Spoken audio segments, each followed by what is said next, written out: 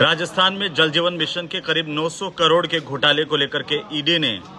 कांग्रेस के पूर्व मंत्री महेश जोशी के खिलाफ अपनी चार्जशीट दाखिल कर दी है।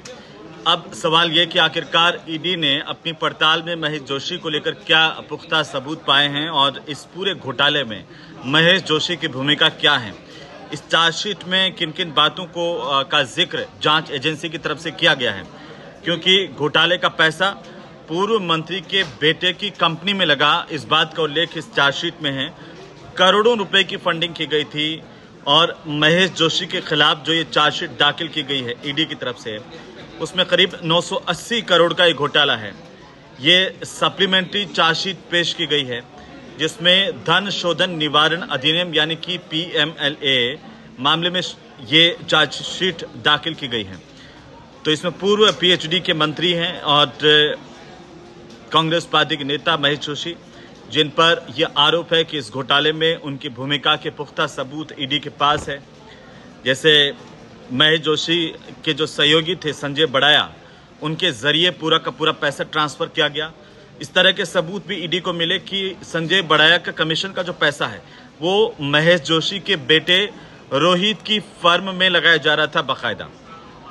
रोहित जोशी की कंपनी जो है मेसर्स सुमंगलम लैंडमार्क, उसमें करोड़ों रुपए की फंडिंग की गई और ईडी को अपनी जांच के दौरान ये महत्वपूर्ण तथ्य मिले जिनका जिक्र ईडी की तरफ से इस चार्जशीट में बताया गया है। पूरी तरह से ईडी के जो सीनियर ऑफिसर्स हैं उन्होंने अपनी जांच में ये पाया, उन्होंने कहा है कि पूर्व PhD मंत्री महेश जोशी, उनके बेटे रोहित जोशी, मेसर्स श्याम ट्यूबवेल और मेसर्स श्री गणपति ट्यूबवेल कारोबारी संजय बड़ाया,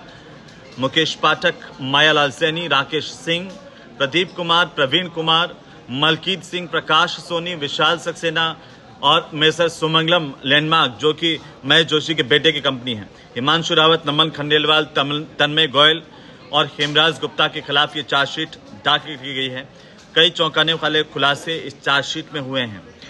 मनी लॉन्ड्रिंग के गंभीर आरोप है महेश जोशी पर और ये दूसरी चार्जशीट है इस पूरे मामले को लेकर के, जिसमें पाइपलाइन बिछाने से जुड़ी निजी कंपनियों, PhD के इंजीनियर्स, मंत्री, खुद उनके बेटे के खिलाफ ये चार्जशीट है, जिसमें ये आरोप जिनको लेकर के लगातार जांच हुई, इन्वेस्टिगेशन हुई और उसके बाद जो महत्वपूर्ण तथ्य सामने आए कि कैसे महेश जोशी